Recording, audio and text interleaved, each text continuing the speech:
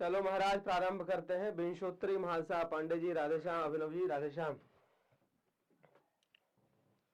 विंशोत्तरी महादशा का नियम लिखा चुका हूं आप लोगों को। आगे बढ़ेंगे हम, जहां से किए थे वहां से आगे बढ़ना है। विंशोत्तरी महादशा का एक सारणी मैंने कल लिखाया था। सारणी के आधार पर यह जानते हैं कि किस नक्षत्र में जातक का जन्म हुआ है, उस नक्षत्र के आधार पर किस महादशा में, किस ग्रह के महादशा में जातक का जन्म हुआ है, ये देखना है। ठीक है, किस नक्षत्र में जातक का जन्म हुआ है, उस नक्षत्र के आधार पर किस ग्रह के महादशा में जातक का जन्म हुआ है, यह देखा जाता है। ठीक है जी,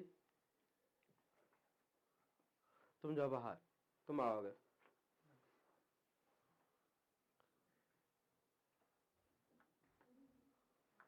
नहीं,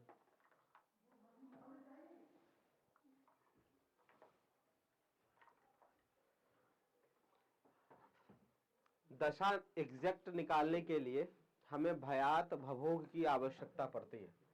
कांता जी हैं, नीमा जी बताते जाइए, भयात बता दीजिए। भवोग जो आज ही जुड़े हैं, जो लोग आज ही जुड़े हैं, जिनका नया बैच प्रारंभ है, फलादेश से प्रारंभ करेंगे हम लोग, उन लोगों का कक्षा 8:10 से हम प्रारंभ करेंगे। अभी जो चल रहा है ये गणित की कक्षा चल रही है, ये पिछला जिनका हो रहा है उनका है। जो स्टार्ट से प्रारंभ से जुड़े हैं वो प्रारंभ से प्रारंभ होगा कब, 8:10 से। तो तब तक देखिए कि क्या हो रहा है, क्या चल रहा है। हाँ जी, भयात है 39 21 39 21 और भवोग क्या है 58 45 58 45। इसीलिए तुम लोगों ने बैठाता हूं मैं। गेट खोल दो, आराम से बैठ जाओ।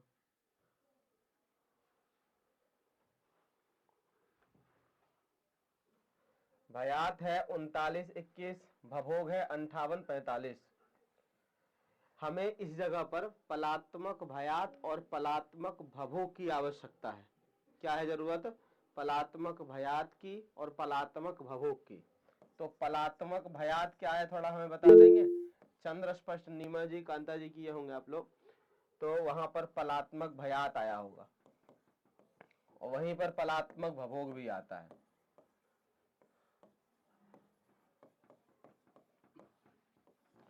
पलात्मक भयात और पलात्मक भभोग वहीं प्राप्त होता है। 2361 मुस्कान जी, ये क्या है 2361 पलात्मक भयात 2361 और पलात्मक भभोग कितना है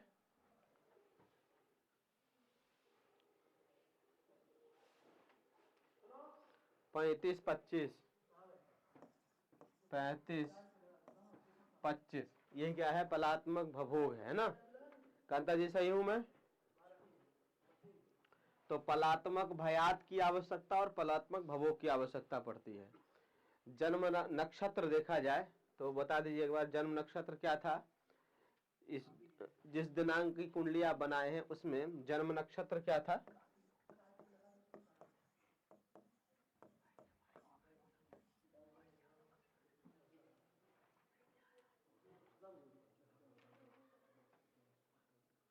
पुनर्वसु नक्षत्र जन्म नक्षत्र था।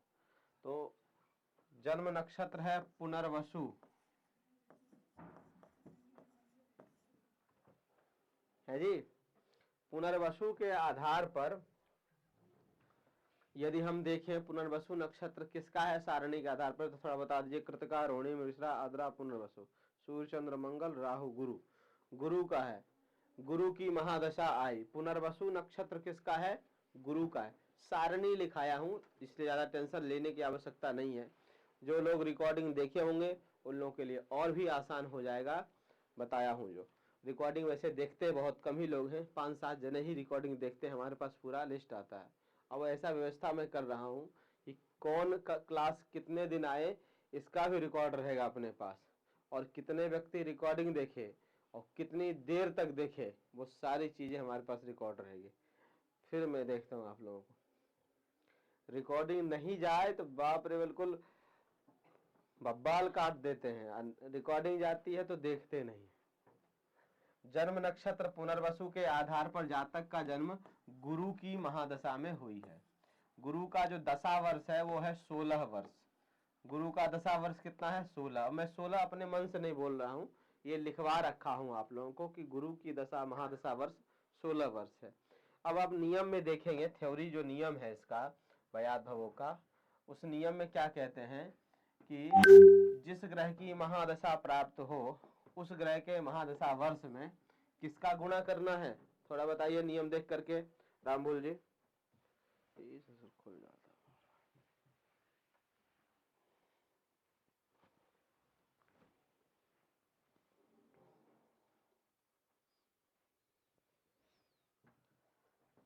रोहित झा जी,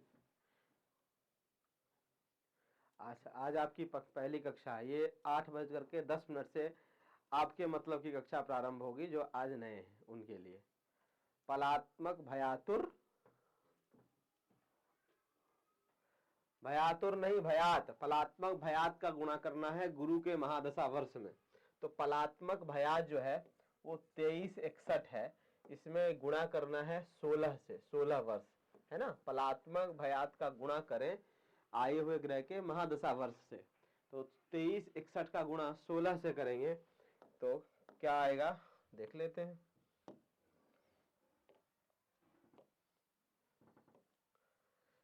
23 गुणा 2361 है ना, 2361 गुणा 16, 37,776, 37,777 है ना, 76। यहां तक ठीक है मुस्कान जी? देख लीजिए।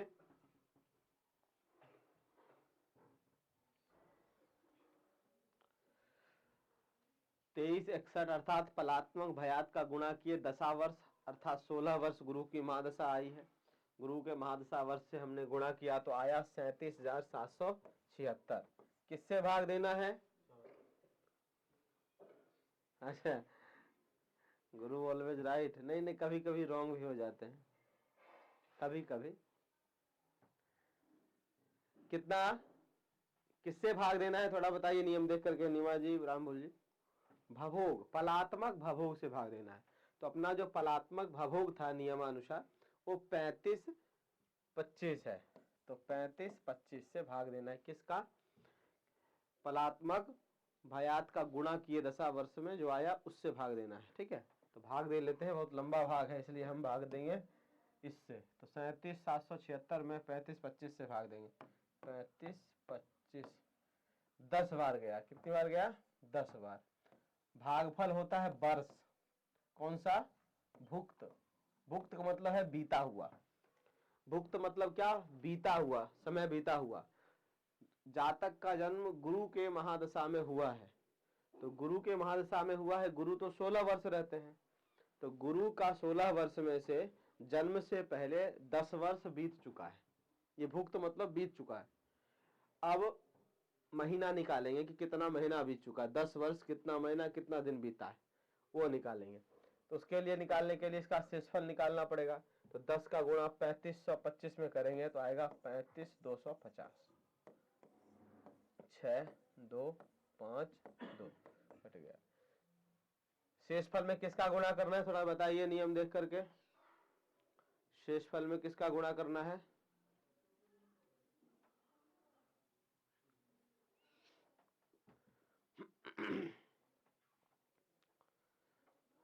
बारह का गुणा। वाह रामभूल जी, 10 का गुणा कह रहे हैं।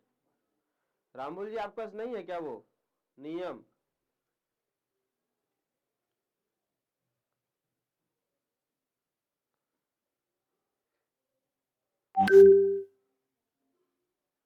बारह का ही होगा, बिल्कुल 12 का ही होगा। रामभूल जी की बात कर रहा था मैं। 25-26, 25-26 इसका गुणा 12 आ गया 30,312। भाग इसी पलात्मक भवोग से ही देना है, तो भाग दीजिए। 35 25 से तो 35 25 बराबर 8 बार गया, तो 35 25 गुणा 8 28,200, घटाएंगे 2 1 1 2 2112 आया। ये जो भागफल होता है ये होता है भुक्त मास, भुक्त मास होता है, अर्थात 10 वर्ष 8 महीना बीत चुका। अब दिन निकालते कितना दिन बीता हुआ है, इसके लिए इसमें गुणा करेंगे किससे, 30 से शेषफल में, नियम के अनुसार कर रहे हैं। 3 3 दूनी 6, 3 एकम 3 3 एकम 3 3 दूनी 6, 63,360 में उसी संख्या से भाग देना है, फलात्मक भागुक से 35 25 से, तो 63,360 63,360 यही है, सही है। भाग किससे देना, 35 25 से, तो 17 बार गए। अब शेषफल की आवश्यकता नहीं है इसलिए छोड़ो। ये जो भागफल आएगा ये है भुक्त दिन, अर्थात गुरु के महादशा में जातक का जन्म हुआ ये तो श्योर है, लेकिन गुरु का जो दशा वर्ष है 16 वर्ष है, तो 16 वर्ष में से 10 वर्ष 8 महीना 17 दिन बीत चुके हैं गुरु। अब क्या होगा, अब कितना बचे हैं, आगे बचे कितना है वो आप पता चलेगा कब, जब पूर्ण दशा वर्ष अर्थात 16 वर्ष जो गुरु का है इसमें से बीता हुआ समय घटा देंगे तो पता चल जाएगा क्या कि कितना और बचे हुए हैं। Any problem?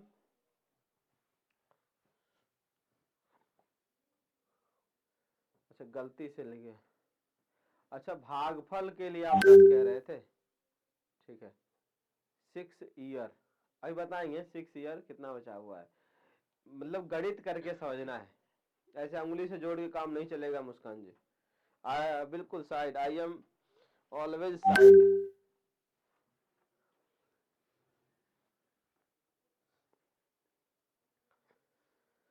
खाली बैठना ही तो है, पढ़ना थोड़ी ना है, बैठ जाते हैं देख लेते हैं, 2-4 दिन बैठेंगे, जैसे वेद प्रकाश भी लगाया था क्लास, ऐसे हुआ था क्यों। आज मैं लिस्ट बनाता हूँ किसको उसको बैठना, किसको उसको नहीं बैठना, फालतू भीड़ नहीं बढ़ाना। प्रिंसानंद आए हैं जी, राघव के मित्र, लिंक भेजा हूँ स्पेशल, भले दक्षिणा देने में लेट कर रहा है लेकिन पैसा लिंकवा दे दिया मैंने। प्रिंस आए हो, प्रिंस राघव के मित्र मंदान वाले,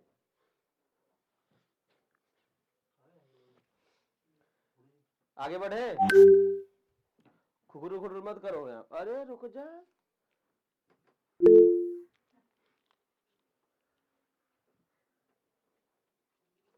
16 में से 10 8 17, हाँ जी इसी प्रकार हटाना। चलिए यहाँ तक कंप्लीट है, आगे बढ़ जाऊं।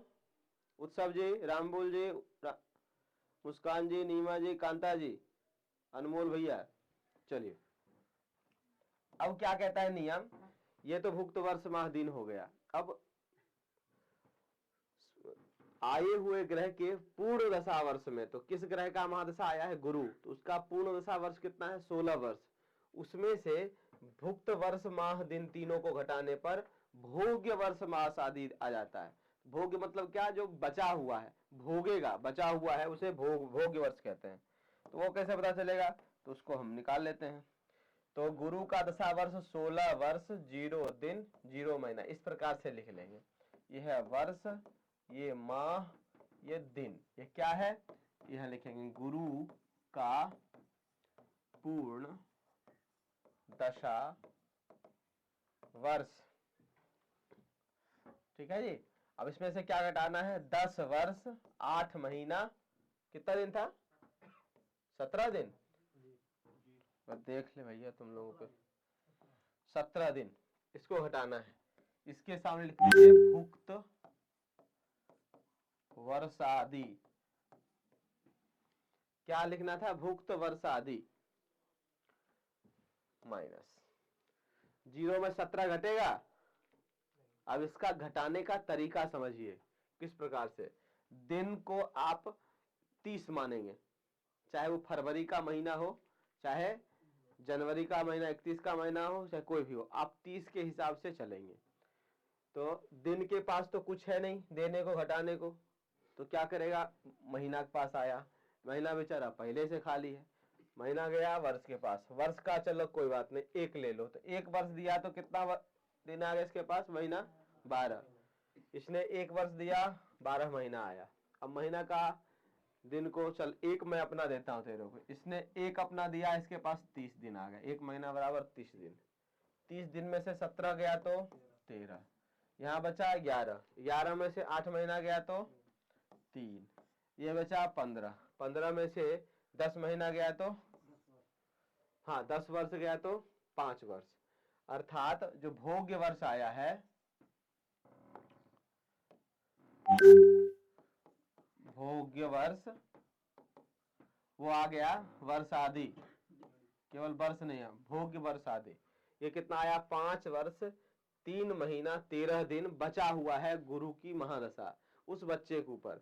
जातक का जो जन्म हुआ है वो तो गुरु के महादशा में हुआ था, वो तो हम सारणी देख करके समझ गए थे बिना गणित भाग किए हुए, लेकिन अब हमें एग्जैक्ट पता चला है कि 16 वर्ष में से गुरु के महादशा में जातक का जन्म हुआ, गुरु का महादशा 16 वर्ष का होता है, तो 16 वर्ष में से 10 वर्ष 8 महीना 17 दिन बीत चुका था पहले ही, और अब जो बीतेगा जन्म के बाद वो है 13 दिन 3 महीना 5 साल।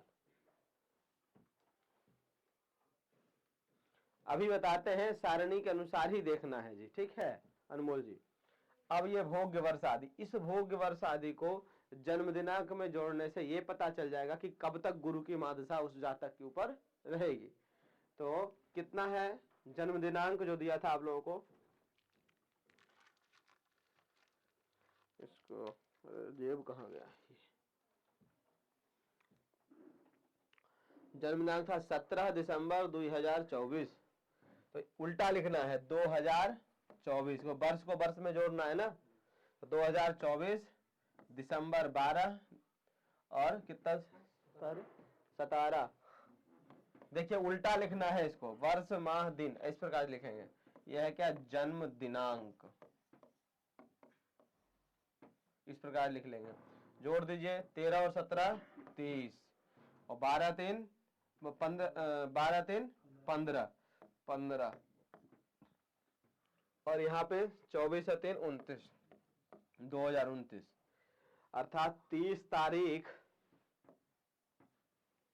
15वां महीना 2029 तक गुरु की महादशा रही। इसमें अटपटा लग रहा 15वां महीना नहीं होता है, 15 महीना का क्या करेंगे हम, तो 12 महीना का एक वर्ष आगे जोड़ देंगे, बच जाएगा 3, तो 30 का 30 लिखेंगे, यहाँ 3 हो जाएगा, 12 घट करके 1 आगे बढ़ेगा, 12 महीना का एक वर्ष हो जाएगा 2030, एक जोड़ करके, अर्थात गुरु की महादशा कब तक रही, 30 मार्च 2030 तक उस जातक के ऊपर गुरु की महादशा कब तक रही, 30 मार्च 2030 तक। आहा रोहित मिश्रा जी थोड़ा रुके, बहुत लंबा है ये, आप चिंता, आप इससे पहले गणित करते थे क्या,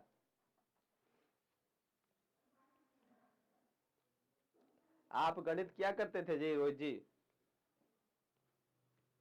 अब चिंता मत करिए, बहुत आगे बढ़ चुके हैं, क्योंकि अब फलादेश भी 2 मिनट बचा हुआ, फलादेश स्टार्ट करना है, नया बैच स्टार्ट करना है आप लोगों का, तो अभी स्टार्ट नहीं हो सकता, आप रिकॉर्डिंग से कंप्लीट कर ले, फिर भी कोई दिक्कत होगी तो अभी तो पार्टी शुरू हुई है, क्या दिक्कत है जी।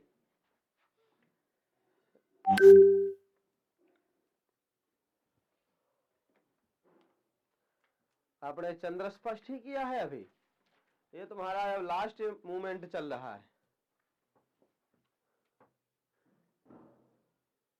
हाँ जी, बस 2 मिनट के बाद 8:10 से हम लोग फलादेश प्रारंभ कर देंगे। आ गया समझ में। अभी थोड़ा सा और बाकी है, क्या बाकी है, अब अभी तो गुरु का किया, हम 9 ग्रहों का करेंगे ना, ये तो केवल गुरु का हुआ अभी। अब गुरु के बाद किस ग्रह की आता है, कौन सा ग्रह आता है? अच्छा, गुरु के बाद शुक्र आता है। सारणी में देखिए, सारणी में ऐसे नहीं देखने का। गुरु के बाद किस ग्रह की महादशा आती है सारणिया में देखो। शुक्र कौन बोला? मार मुक्का इसको, मर जाएगा। हाँ, गुरु के बाद शनि की, अर्थात अंतरदशा महादशा जो चलता है वो जो सारणी लिखाया हूं उस क्रम से सूर्य चंद्र मंगल राहु गुरु शनि बुध केतु शुक्र, इसको शॉर्ट फॉर्म बोलते हैं आचंभो राजीशा बुकेशु। अब क्या होता है इसका मतलब समझा देंगे, बाकी आप पूरा नाम ही याद करें तो उत्तम रहेगा। कैसे? सूर्य चंद्र मंगल, तीन तीन स्टेप का तीन है, ये दशा का क्रम है। वैसे ग्रहों का क्रम तो सूर्य चंद्र बुध गुरु शुक्र शनि राहु केतु है, सूर्य चंद्र मंगल बुध गुरु शुक्र शनि राहु केतु है, लेकिन ये दशा का जो क्रम है इस प्रकार से है, सूर्य चंद्र मंगल, फिर है राहु गुरु शनि, फिर है बुध केतु शुक्र। याद कर लीजिए, सूर्य चंद्र मंगल राहु गुरु शनि बुध केतु शुक्र, सूर्य चंद्र मंगल राहु गुरु शनि बुध केतु शुक्र, याद कर लीजिएगा। हाँ। अब क्या है, गुरु की महादशा हो गई। अब गुरु के बाद क्या आता है? शनि की महादशा। अब शनि जो है वो 19 वर्ष रहते हैं। ये पता कैसे चला? ये सारणी आप लोगों को लिखा रखा हूं गणित में। तो और जो आज से जुड़े हैं, आज से नया बैच स्टार्ट होगा, तो वो आप टेंशन मत लेना ये क्या हो रहा है, मैं लेट से जुड़ा या फिर नहीं आ रहा समझ में। बिल्कुल डोंट माइंड, सब कुछ समझ में आ जाएगा सभी लोगों को। तो 19 वर्ष जोड़ देंगे शनि का, तो हो जाएगा 30 मार्च 2049 तक किसकी महादशा रही? शनि की। कहां से कहां तक? 30 मार्च 2030 से लेकर के 30 मार्च 2049 तक शनि की महादशा रही। शनि के बाद किस ग्रह की महादशा आती है क्रम में? देखिए, शनि के बाद बुध है क्या? बुध ही होंगे, हैं क्या? बुध जो है वो 17 वर्ष रहते हैं, ये फिक्स है, ये चेंज नहीं होता है। ये जोड़ दीजिए तो 30 मार्च 2066 तक ये कौन रहे? यहाँ तक बुध रहे। कब कहां से? 30 मार्च 2049 से लेकर के 30 मार्च 2066 तक बुध की महादशा चली। किनके ऊपर? जिस जातक की हम कुंडली बना रहे इसके ऊपर।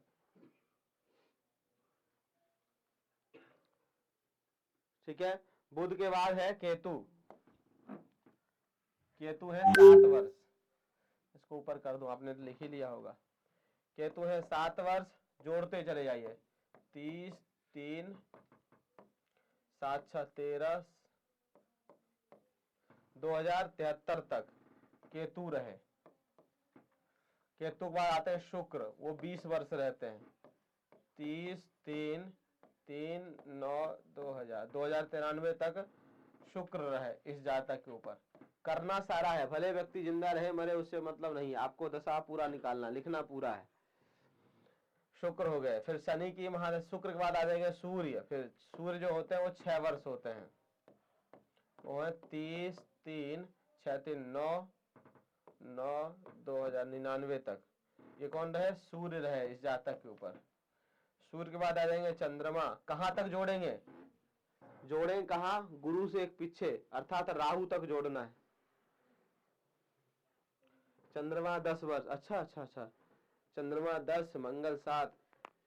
वाह, याद है शिवानी जी। तो चंद्रमा 10 वर्ष है, मंगल जो है 7 वर्ष है, इस प्रकार से जोड़ते हैं। मंगल और राहु 18 वर्ष तक जोड़ेंगे। तो गुरु का हमने ले ही लिया है, तो 9 ग्रहों का पूरा साइकिल पूरा हो गया। राहु और गुरु तक ही जोड़ेंगे, राहु तक ही जोड़ेंगे, तो गुरु की महादशा में जातक का जन्म ही हुआ है। तो इस प्रकार से समझ लिया जाता है महादशा। बाकी जो भी गणित और भी कुछ स्टेप बाकी है, फलादेश के साथ साथ आपका एक्स्ट्रा क्लास लेकर के मैं इसे पूरा कर दूंगा। ठीक है नीमा जी, एक गृह कार्य ले लीजिए गणित करने के लिए, क्योंकि कल आपकी कक्षा नहीं है। अब एक दिन छोड़ करके एक दिन कक्षा रहेगी, आज है फिर कल नहीं है, परसों रहेगी, इस प्रकार से कक्षा चलेगी। अभी तक हम 4-5 दिन से रेगुलर आपकी कक्षा इसलिए ले रहे थे क्योंकि हमें विषय पूरा करना था और नया बैच स्टार्ट हो रहा था फलादेश का आप लोगों का, इसे भी लेना था। और बहुत सारे लोग इंतजार कर रहे थे, डेली ग्रुप में बात चल रही थी कब होगी कक्षा, कब होगी कक्षा, कब होगी कक्षा, कई लोग परेशान थे। आलोक जी आए हैं क्या? आलोक मिश्रा जी।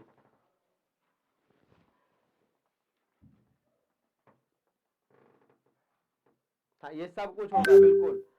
द्वादश भाव भी स्पष्ट होगा और भी बहुत सारे चक्र बचे हुए हैं अभी, दृष्टान चक्र आदि सारे ग्रह चक्र बचे हुए हैं। बताइए बताइए नीमा जी, क्या प्रश्न है?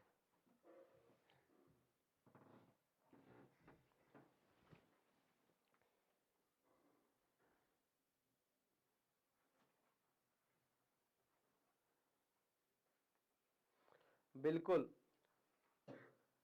रोयल रत्नू जी, बिल्कुल होगा।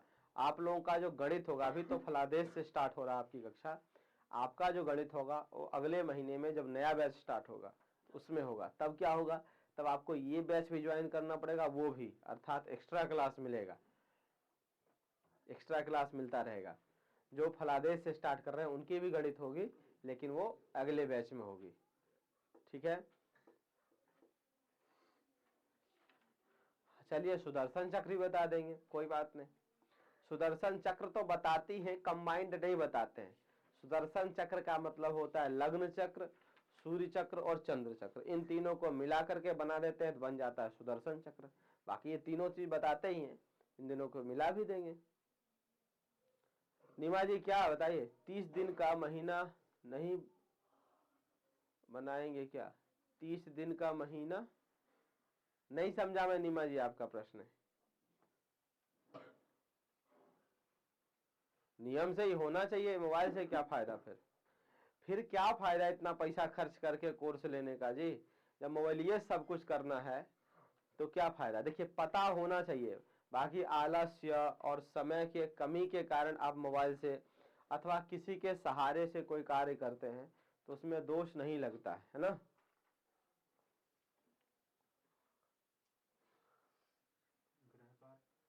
नीमा जी, अच्छा गृह कार्य तो भूलिए कि लोग, हाँ गृह कार्य ये गणित वाले ही करेंगे, फलित वालों के लिए गृह कार्य याद करने का जो प्रोसेस है वो बाद में बताता हूँ। गृह कार्य आप लिख लीजिए, आप लोग 17 जनवरी 2025 स्थान मथुरा का करिए। आज ज्यादा आगे पीछे नहीं जाएंगे। समय जो है, समय ले लीजिए 10:50 रात्रि। इसका आप विंशोत्तरी दशा तक निकालिए, एक दिन का टाइम है, आराम से निकाल लेंगे। कितना घंटा लगता है पूरी कुंडली बनाने में? एक दिन में, 2 दिन में तो आराम से निकाल लोगे यार। 5 घंटे 6 घंटे जो लगते हैं, देखिए रामभूल जी 3 घंटे में कर लेते हैं, दीपक जी 6 घंटे में करते हैं।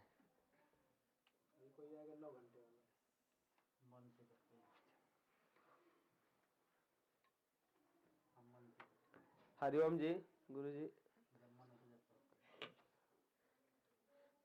सब कुछ होगा हरिओम जी, चिंता। महादशा समझ लिए ना, अंतरदशा भी बताएंगे, प्रत्यंतर दशा भी बताएंगे, सूक्ष्म दशा भी बताएंगे, प्राण दशा भी बताएंगे, टेंशन मत लीजिए, योगिनी दशा ही बताएंगे। हम तो अब साथी हैं, तब सब कुछ चलता रहेगा। हाँ वो तो मैं कहता ही हूँ। हाँ वो तो होता है, मेहनत है, होता है, ऐसे ही होता है अक्षय जी, कोई बात नहीं। चलिए प्रारंभ करते हैं भगवान गणेश जी का नाम लेते हुए। जिनको जिनको जो जो श्लोक मंत्र याद है उस मंत्र को बोलते हुए भगवान गणेश जी का ध्यान करें। विघ्नेश्वराय वरदाय सुरप्रियाय लंबोदराय सकलाय जगदिताय नागाननाय श्रुतयाय विभूषिताय गौरी सुताय गणनाथ नमो नमः। सरस्वती जी का ध्यान करेंगे। या कुंदेन्दु तुषार हार धवला या शुभ्रवस्त्रावृता या वीणावरदंड मंडित करा या श्वेत पद्मासना या ब्रह्माच्युत शंकर प्रभृतवे देवहि सदा वंदिता सा मां पातु सरस्वती भगवती निःशेषजाड्यापः बोलो वेद पुरुष भगवान की। चलिए फलित शुरू किया जाए। देखिए 2-3 आ भी गया हमारे पास। शिवानी जी कह रहे हैं जल्दी से फलित शुरू करिए, बहुत समय हो गया, 10 की जगह 18 हो गया। चलिए भगवान गणेश जी का नाम ध्यान करते हुए सब लोग प्रारंभ करते हैं। फलित, देखिए फलित अर्थात क्या होता है और फलित कर कौन कौन सकते हैं, ये प्रश्न उठता है ना। फलित करना किसको किसको चाहिए, अधिकारी कौन होते हैं। फलित, फलित का मतलब है किसी भी व्यक्ति के बारे में फल बताना, भूत भविष्य और वर्तमान का फल अर्थात समय का फल बताना को फलित कहते हैं। बिल्कुल सभी ग्रहों का नहीं होगा, मात्र इतने ग्रह का होगा। अब समझ लेते हैं पांडे जी, फिर प्रश्नों का उत्तरों का जाल चलता रहेगा।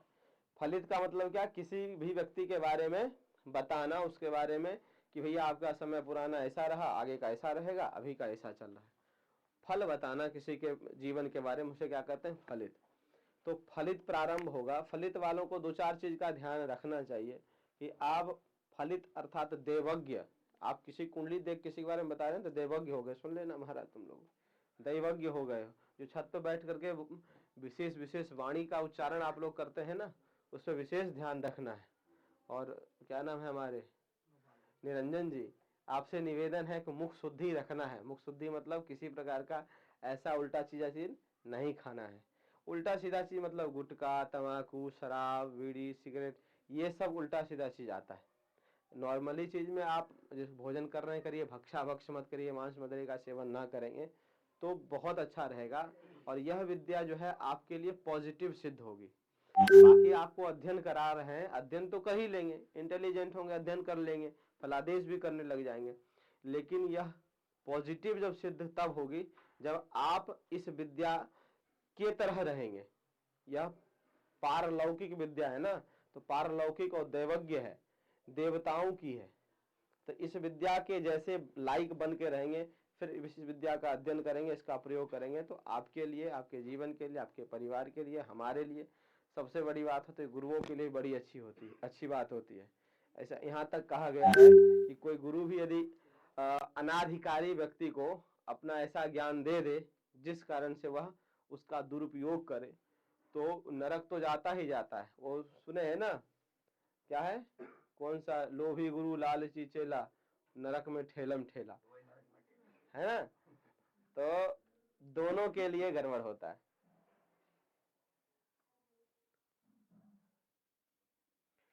तो इसलिए आप लोगों से निवेदन है कि अच्छी तरह से अध्ययन करें और इसे बढ़िया से श्रद्धा पूर्वक और किसी के बारे में बता। अच्छा, एक और बात है, जब भी किसी को बताना है तो 2 चीज का ध्यान रखना है। मैं आपको अध्ययन करा रहा हूँ, मुझे गुरु मान करके, यदि मुझे नहीं मान रहे तो ज्योतिष के जो गुरु हैं विषय के सूर्य भगवान है, तो कभी भी किसी का फलादेश करें, या तो मेरा मुखमंडल याद कर लें और मेरे से नफरत हो जाए, बाय चांस पढ़ते पढ़ते हो जाता है, कई लोगों को गड़बड़ी हो जाती है, मनमुटाव हो जाता है, तो सूर्य भगवान का ध्यान करते हुए फलादेश स्टार्ट करें। तो इससे क्या होता है, या तो ज्योतिष विद्या का आशीर्वाद प्राप्त होगा या गुरु का सानिध्य, गुरु का आशीर्वाद मिलता है। क्योंकि यह, फिर से बता रहा हूँ, यह विद्या वो नहीं है, इंग्लिश संस्कृत नहीं है। इसमें 2 ही चीज, या तो विषय का कृपा मिल जाए तो आप आगे बढ़ जाएंगे, या तो गुरु जी की प्राप्ति कृपा मिल जाए तो आगे बढ़ जाएंगे, और दोनों मिल जाए तो कोई बात ही नहीं। चलिए प्रारंभ करते हैं। फलित, देखिए फलित में क्या है, सर्वप्रथम हम राशि और राशि के स्वामी समझेंगे। क्या, राशि एवं राशि के स्वामी। सभी लोगों को नोट करना है, रिकॉर्डिंग तो आपको मिल ही जाएगी, लेकिन अभी से अगर नोट करेंगे, और जब तक आप लोग नोट नहीं करेंगे तब तक मैं आगे भी नहीं बढ़ूंगा। आप लोग कह दोगे हमने नोट कर लिया, तब मैं आगे बढ़ता हूं। तो राशि और स्वामी, ये क्रम से है, राशि जितनी भी है वो क्रम से है। जैसे 1 नंबर राशि मेष, दूसरा नंबर वृष, तीसरा नंबर मिथुन, कर्क। आप लोगों को हिंदी गणना भी सिखा दूंगा। ये तो गणित, ये जो है इंग्लिश गणना, 1 2 3 4। हिंदी में कैसे 1 लिखते हैं, 2 3 लिखते हैं, 4 लिखते हैं, 5 लिखते हैं।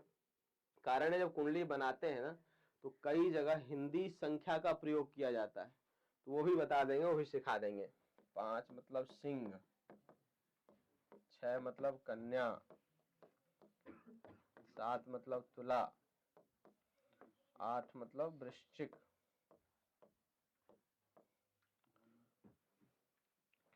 इसी में लिख देते हैं ना, थोड़ा छोटा करके।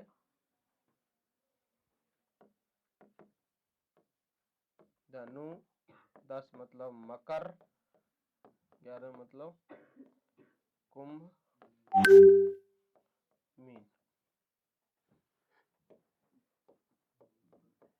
मंगल, सूर्य का शुक्र, मिथुन का बुध,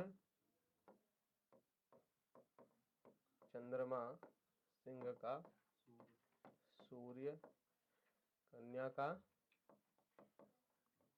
बुध, तुला का शुक्र, वृश्चिक का मंगल, धनु का गुरु स्वामी है, मकर के शनि, कुंभ के भी शनि ही स्वामी, और मीन के स्वामी गुरु है। इसे नोट करिए।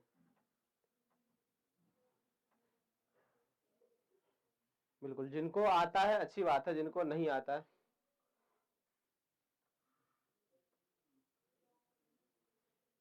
रोहित जी बिल्कुल टेंशन मत लीजिए, सब चर्चा हो जाएगी। आप यदि टेंशन लेंगे तो हमें टेंशन होता है। कुंडली भी देख ली जाएगी आपकी, चिंता मत करिए।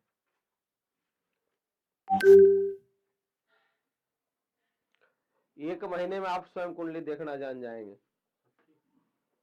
सच्ची मुच्ची लेकिन मेहनत करेंगे, डेली कक्षा आएंगे तब। डेली कक्षा आइए, रिकॉर्डिंग देखिए, याद करिए, केवल याद। देखिए याद करते रह गए ना, जितना मैं बहुत कम कम, ज्यादा आपको नहीं लिखाऊंगा। अभी शुरुआत है ना, तो बहुत धीरे धीरे लिखाऊंगा। सब कुछ याद, बेसिक अगर याद हो गया समझ लीजिए आप ज्योतिषी हो गए। लिख लिए। राशि स्वामी मेष, मंगल, वृष, शुक्र, मिथुन, बुध, कर्क, चंद्रमा, सिंह, सूर्य, ये राशि एवं राशि के स्वामी है। इसको जो इस प्रकार तो याद करना ही करना है। इस प्रकार से याद करने से पहले इस प्रकार याद करना है, अंकों का आधार 1, 8 मंगल, 2, 7 शुक्र,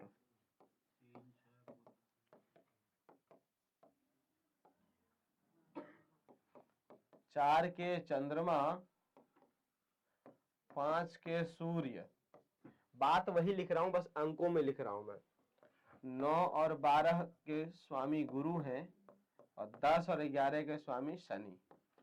तो इस प्रकार इसे याद करना ही पड़ेगा, दूसरा कोई उपाय नहीं है। सभी लोगों से बता देता हूं, 1, 8 मंगल, 2, 7 शुक्र, 3, 6 बुध, 4 के चंद्रमा, 5 सूर्य, 9, 12 गुरु, 10, 11 शनि।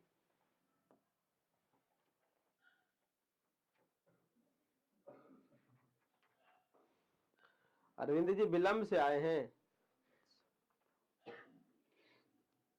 राधे श्याम अरविंद जी।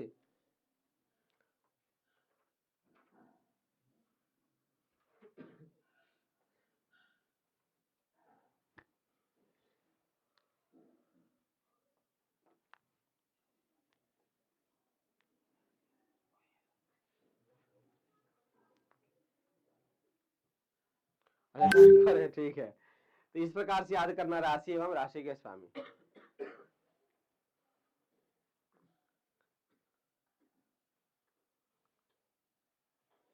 चलिए जी, अब हेडिंग डालना है आप लोगों को। ग्रहों का रत्न किस अंगुली में, वैसे हस्तरेखा आप लोगों को अध्ययन कराया हूं, तो सभी ग्रहों का अंगुली ही बताया आप लोगों को। किस अंगुली में किस ग्रह का रत्न धारण करना चाहिए, किस धातु में धारण करना चाहिए, कौन सा रत्न होता है, उसके बारे में चर्चा करते हैं। एक सारणी छोटी सी बनानी है।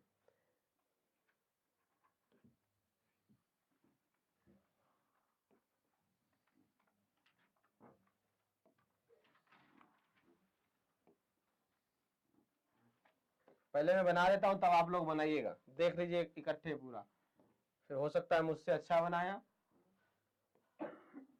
अपने दिमाग से। कितना हो गया, 1, 2, 3, 4, 5, 6, 7, 8, 9। एक और बनाना पड़ेगा, ये 10।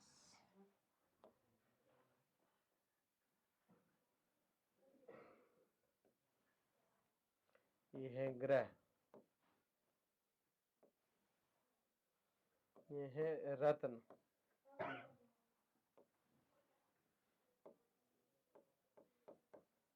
अंगुली,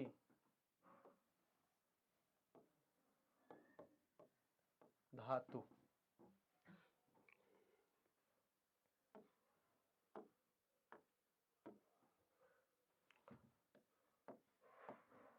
सूर्य का रत्न है माणिक्य,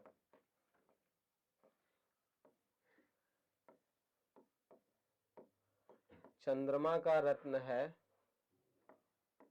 मोती, मूंगा नहीं,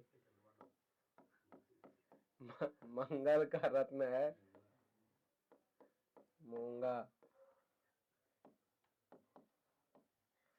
बुध का रत्न है पन्ना, गुरु का रत्न है पुखराज। इस पे और विशेष डिटेल में आपको अध्ययन कराएंगे। उपरत्न क्या है, इसको किस प्रकार से सिद्ध करके धारण करना चाहिए, ये सारी चीजें सब एडवांस क्लास में होगी। बाकी अभी जो बेसिक चल रहा है उस पर अध्ययन करते हैं, ठीक है। किस प्रकार धारण, इसका उपरत्न क्या है, पैसे वाले कौन सा पहने, बिना पैसे वाले, पुखराज कितने प्रकार का होता है, इटालियन पुखराज, श्रीलंकन पुखराज, इंडियन पुखराज, किसका क्या दाम होना चाहिए, इस सब पे चर्चा हम करेंगे, ठीक है। बाकी सबसे अधिक यदि फोर्जरी कार्य है 420 420 है, अगर सबसे अधिक किसी पे है वो इसी रत्न पे है। दुनिया में समझो सबसे अधिक फ्रॉड होता है इसी रत्न पे होता है। तो रत्न का कार्य सबसे अधिक फ्रॉड वाला होता है, ठीक है। तो पूर्णतः तो जौहरी भी नहीं पहचान पाता रत्न को, लेकिन फिर भी मैं आपको कुछ पहचान बताऊंगा कि जो सामान्य रूप से अवेलेबल है पुस्तक आदि में, उसके आधार बताऊंगा। ये बिल्कुल एग्जैक्ट तो मुश्किल है, जो खुद बेचता है उसको नहीं पता होता, और कहता भले है। देखो पुरिया बांध हम भी करते हैं ना, हमें देखे हैं, तो पुरिया बांध के एक अलग रखेगा, एक संदूक में रखेगा, एक पेटी में रखेगा, उसी में हो सकता है एक निकाल के रख दिया, एक ऐसे अलमारी में रखेगा, वो निकाल, देखिए ये मात्र 20 रुपए रत्ती का है, दूसरा निकालेगा, देखिए ये जो है ये श्रीलंकन है, ये निकालेगा दिया पुखराज, ये सफेद पुखराज है, ये पीला पुखराज है 20 रुपए के 12 गुरु पुखराज, हाँ परिक्रमा मार्ग में देता था। शनि, सॉरी शुक्र,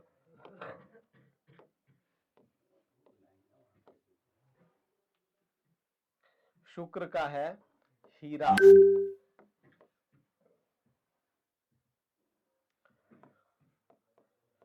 शनि का है नीलम। तुम लोग खांसी खसरा वाले ना बैठा करें।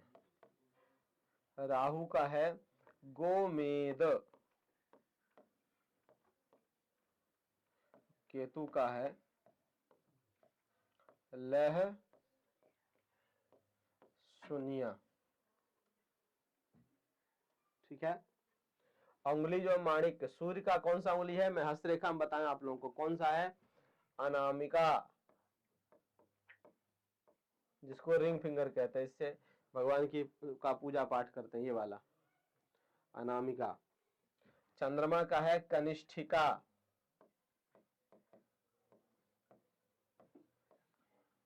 मंगल का है अनामिका उंगली में ही मंगल का भी पहनते हैं, अनामिका मतलब छोटी वाली उंगली के बगल में, अनामिका समझ में आ रहा है सब लोगों को ना। बुध जो है पन्ना जो धारण करेंगे आप कनिष्ठिका में,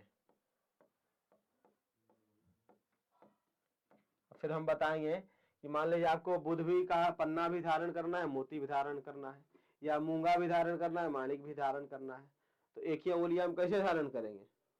और मैं तो बिल्कुल सख्त विरोध करता हूं कि बाएं हाथ में कोई भी अंगूठी नहीं पहननी चाहिए, चाहे वो लेडीज हो चाहे जेंट्स हो, बाएं हाथ में अंगूठी नहीं धारण करना चाहिए, दाहिने हाथ में ही अंगूठी धारण करना चाहिए, बाएं हाथ का अंगूठी उचित नहीं होता है। गुरु का है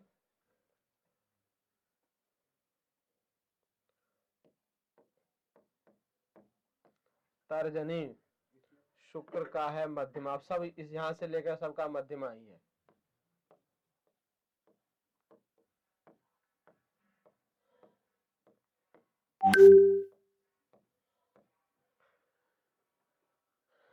सबका है मध्यमा। मोती और पन्ना कई लोग मना भी करते हैं, कई लोग क्या, क्योंकि इसमें से बुध जो है चंद्रमा को शत्रु मानता है और चंद्रमा बुध को मित्र मानते हैं। तो इस आधार पे कई लोग कहते हैं पहन सकते हैं, दोनों मित्र हैं, और कई लोग कहते हैं शत्रु है, तो दोनों सम हो, पहनने में भी कोई दिक्कत नहीं है, नहीं पहनने में भी कोई परेशानी। वैसे देखिए मोती जो है ना वो एंटीबायोटिक है, मोती को पहनने से कोई फायदा और मतलब कोई नुकसान नहीं होता है। फायदा हो सकता है लेकिन नुकसान नहीं होता है। गुरु का उंगली में कैसे पन्ना पहन सकते हैं? तो कहने का वो तो कुछ भी कह सकते हैं, कहने तो कहते हैं कि वो है ना मुहावरा, तुम कहाँ खड़े तो पृथ्वी, पृथ्वी कहाँ अड़ी अड़ी तो वैसे पे। तो कहने वाली बात अलग है, गलत।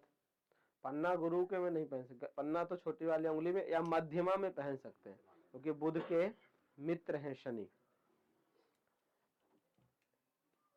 हाँ लाकेट में पहन सकते हैं, बिल्कुल सही बात। मान लीजिए आपको माणिक भी पहनना है और मूंगा भी पहनना है, ये दोनों पहना जाता है साथ में, तो माणिक और मूंगा दोनों, तो इसमें से एक को क्या करिए, लॉकेट बना लीजिए।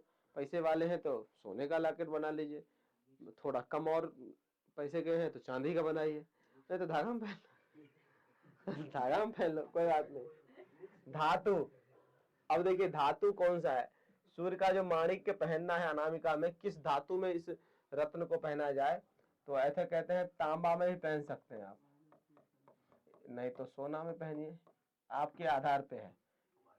चंद्रमा जो है ये हमेशा चांदी में ही पहना जाएगा, व्हाइट गोल्ड में व्हाइट गोल्ड में पहन सकते हैं। मंगल जो है मूंगा और अनामिका, ये आप तांबा में पहनिए अथवा सोना में पहनिए, मंगल का रत्न। बुध का रत्न पन्ना जो है वो चांदी में पहनिए, ऐसे सोना में भी पहना जाता है, पृथ्वी तत्व का ग्रह। गुरु का रत्न जो पुखराज है, इसे आप सोना में पहनेंगे तो उत्तम है, नहीं तो पीतल भी चलेगा। शुक्र का रत्न हीरा जो है, इसे आप चांदी में पहने तो उत्तम है, नहीं तो हीरा पहनेगा आदमी चांदी में, सोना में पहनता है, लेकिन सोना में उत्तम नहीं है। भले हीरा को लोग सोना में पहनते हैं, लेकिन हीरा को चांदी में पहनना जितना शुभकर होगा उतना सोना में, क्योंकि हीरा जो है, शुक्र जो है वो जल तत्व के ग्रह, अभी तत्व भी लिखाएंगे यहाँ पे, तत्व और एक्स्ट्रा जोड़ना है। शुक्र जो है जल तत्व के हैं, सोना जो है वो अग्नि तत्व का है, तो दोनों का आपस में क्या है, जरकन भी अनामिका में पहन सकते हैं। देखिए वो सब उपरत्नों की बात हम बाद में करेंगे, जरकन ओपल आदि की चर्चाएं जो है, नीलम की जगह नीली वगैरह सब बाद में। फिरोजा लोग बाग पहनने लग गए आजकल, ब्रेसलेट बना करके। फिरोजा जानते हैं, इतना बड़ा फिरोजा पहनते, जैसे सलमान खान जो पहनता है नीला नीला सा, समझे। तो शनि का नीलम है, नीलम किस में धारण करना है आपको, मध्यमा में पहनते हैं। इसे अष्ट धातु में पहने तो बहुत शुभ रहता है, अष्ट धातु में शनि का, नहीं तो सोना में पहनो, इसको किसी में पहनो, पैसा नहीं चांदी में पहन लो। राहु का चांदी में उत्तम होता है, उत्तम बता रहा हूं, बाकी आप अष्ट धातु में पहनो, सोना में पहनो चाहे जिसमें पहनो। गोमेद लहसुनिया जो है वो सोना में ज्यादा उत्तम होगा, चांदी में पहन सकते हैं आप, क्योंकि कहा गया जो केतु है ना वो मंगल के जैसे हैं, केतु मंगलवत हैं और राहु शनिवत हैं। केतु मंगल के जैसे, मंगल के स्वभाव है के जैसे हैं, और राहु जो है वह शनि के जैसे हैं। तत्व में लिख लीजिए, सूर्य जो है वो अग्नि तत्व के हैं, चंद्रमा जो है वो जल तत्व के हैं, मंगल है अग्नि तत्व के, बुध है पृथ्वी वायु, गुरु है आकाश, तेज, शुक्र है जल तत्व के, और शनिचर है वायु तत्व के। शनि और राहु दोनों एक तत्व के, और जो केतु है वो अग्नि तत्व के। शनि वायु तत्व के, शनि और राहु ये दोनों वायु तत्व के।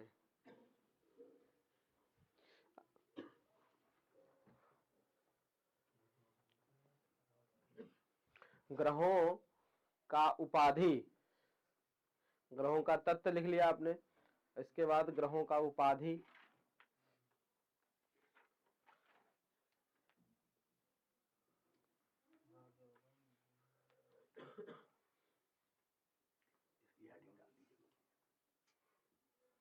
इसकी हेडिंग रहेगी, ये इकट्ठे सब डाल दीजिए, ऐसे लिख दिए, ग्रहों के रत्न तत्व अंगुली एवं धातु ज्ञान।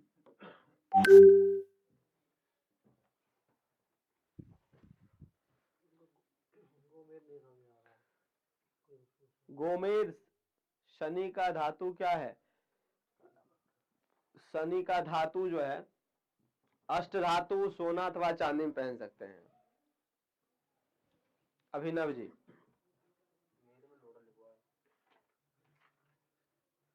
हाँ लोहा में भी लिख सकते हैं, लोहा में पहना जाता है। लोहा में कौन पहनता है जी? हम तो आज तक नहीं देखे किसी को। लोटा नहीं, लोहा होगा वो, लोटा लिखे हो तो लोटा।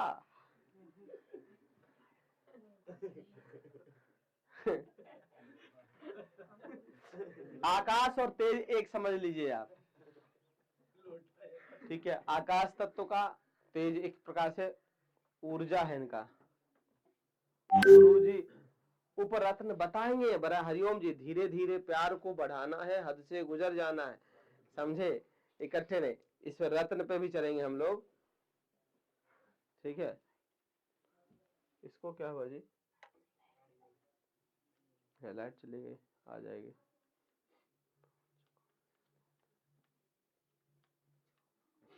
अब ब्रोंज पता नहीं कौन सी धातु पता है?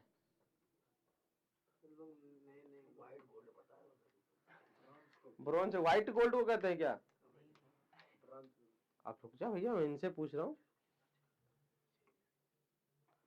चलिए एक बार हेडिंग डाल दीजिए, एक बार आप हेडिंग डाल लेंगे, ग्रहों का उपाधि धरे ही सब।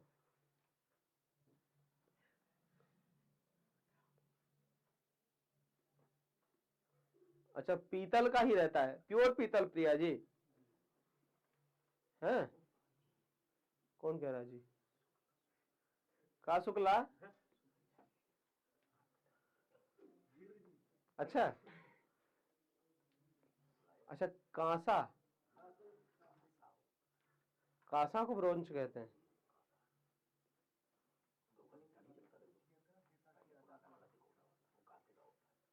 हाँ तो कांसा तो राहु में ही आएगा। फूल, फूल, अच्छा हाँ, फूल का लोटा होता है, वो गिर जाता है तो टूट भी जाता है, धातु होता है। फ्री फायर से निकला है ब्रॉन्ज। चलिए कोई बात नहीं, ग्रहों का उपाधि लिख लेंगे। सूर्य जो है वो राजा है, ग्रहों में सूर्य है राजा, लिखिए।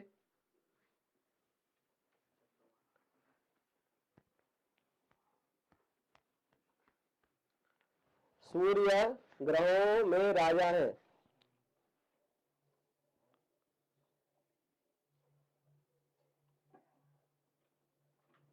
विपुल जी कह रहे हैं पीतल प्लस तांबा इक्वल टू ब्रॉन्ज।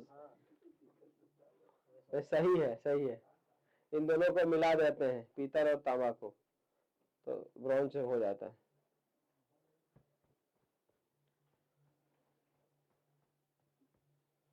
चलिए जी कोई बात नहीं, पता लगाता हूँ बर्तन वाले के पास जाकर के मामला क्या है। सूर्य जो है वो राजा है ग्रहों में, चंद्रमा है रानी, चंद्रमा को ग्रहों में रानी की उपाधि दी गई है, मंगल को सेनापति की उपाधि दी गई है। मंगल सेनापति,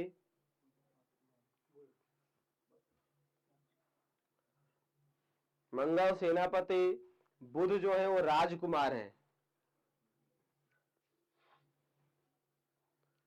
बुध राजकुमार लिख लिए। गुरु मंत्री है, सलाहकार, सचिव। गुरु मंत्री हैं और शुक्र उपमंत्री हैं। शुक्र भी मंत्री हैं, उपमंत्री। लिख पा रहे हैं सब लोग? रोहित झा जी, अक्षय मिश्रा जी, दीपक जी, शुभम पांडे जी।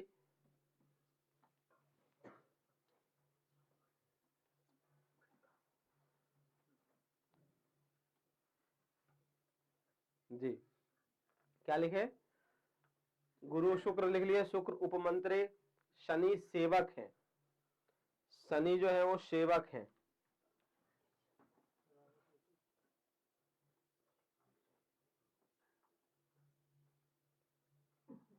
अच्छा, आलोक मिश्रा जी आए हैं। लेट आए क्या मिश्रा जी? आलोक मिश्रा जी,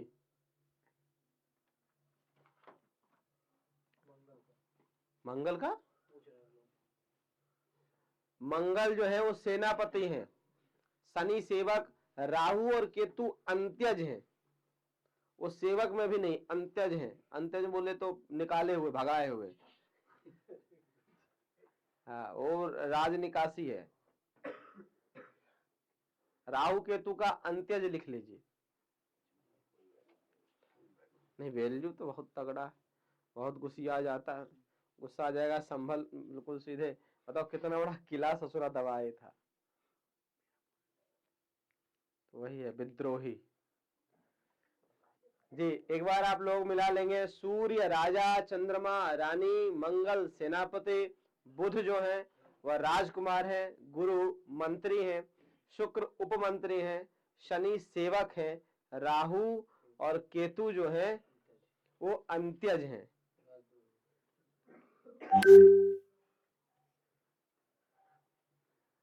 शनि सेवक हैं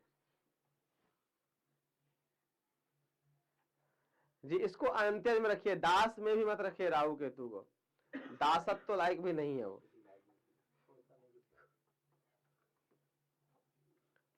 रोज जी धीरे धीरे धीरे धीरे सब कुछ करेंगे।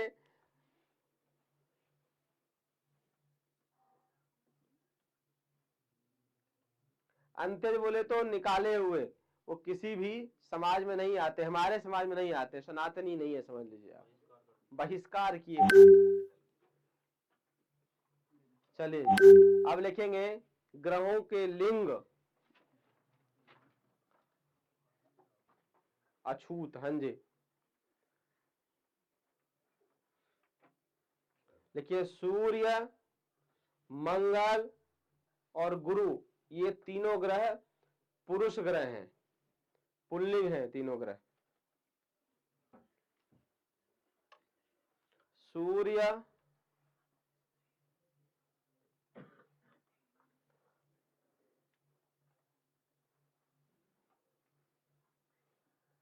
मंगल और गुरु, ये तीन ग्रह पुरुष ग्रह हैं। गुरु, बुध नहीं, गुरु। सूर्य, मंगल और गुरु, ये तीन ग्रह पुरुष ग्रह हैं। ये सब बाद में समझ में आएगा कि क्यों लिखा रहे हैं। ये सब अभी तो संज्ञा चलेगा 5-10 कक्षा में, तो सबका सबके बारे में फिर इसे किस प्रकार से मिला के बताना है लोगों को, वो बाद की बात। अभी तो बस आपको याद करना है अधिक से अधिक। जितना अधिक से अधिक याद कर पाए उतना अच्छा रहेगा। हाँ, लाइट आ गई बिल्कुल। तो पुरुष ग्रह कौन कौन है? सूर्य, मंगल और गुरु। स्त्री ग्रह है चंद्रमा और शुक्र, ये दो ग्रह स्त्री कारक ग्रह हैं। चंद्रमा, मंगल और चंद्रमा और शुक्र, चंद्रमा और शुक्र जो है ये स्त्री ग्रह हैं। और शनि, बुध, राहु, केतु, ये नपुंसक है, नपुंसक ग्रह। शनि बुध राहु और केतु। राधेश्याम, आवाज नहीं आ रही है जी, आवाज तो सही है।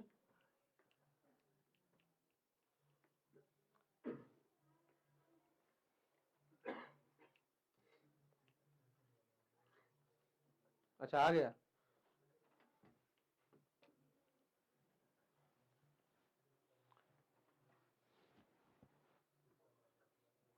चंद्रमा शुक्र स्त्री, शनि बुध राहु केतु नपुंसक ग्रह।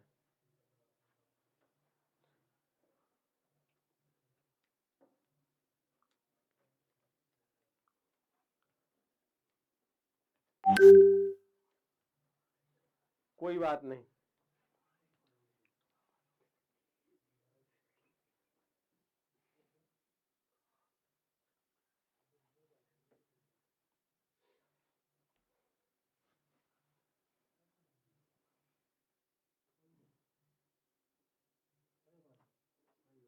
लिख लिए?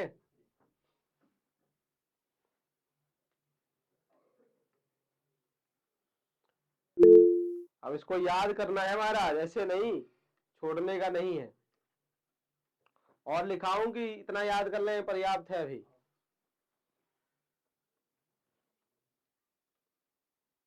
अच्छा इसमें बताइए किनको इनको याद है ये सारा चीज?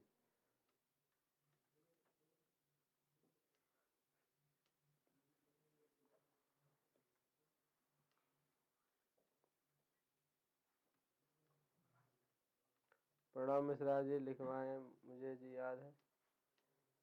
हिमानी जी को तो याद ही है। प्रिंस जी करे मुझे सब कुछ कुछ याद है, पांडे जी को।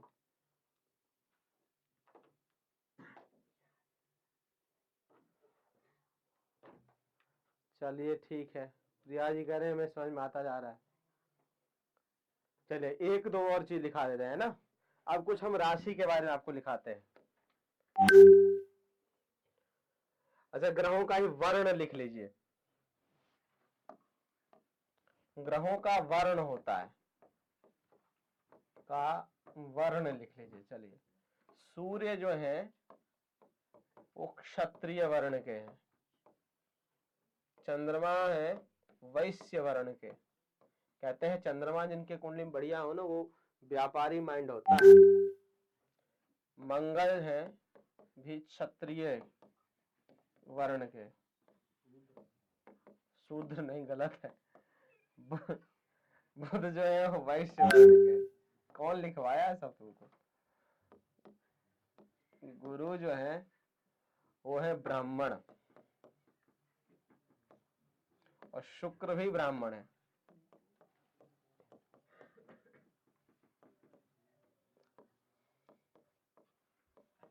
शनि है शूद्र वर्ण के, और राहु केतु जो है वो है मलेच्छ, मलेच्छ है।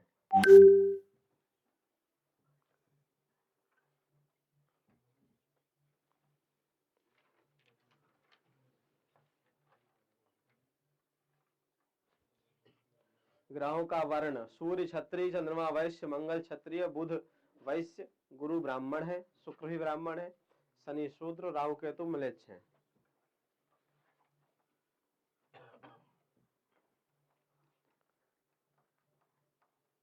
गौरव जी को भी अधिकतर लोगों को याद है। नहीं, आप लोग ज्योतिष पढ़ने आए हैं, कहीं ना कहीं तो इंटरेस्ट है, तभी तो।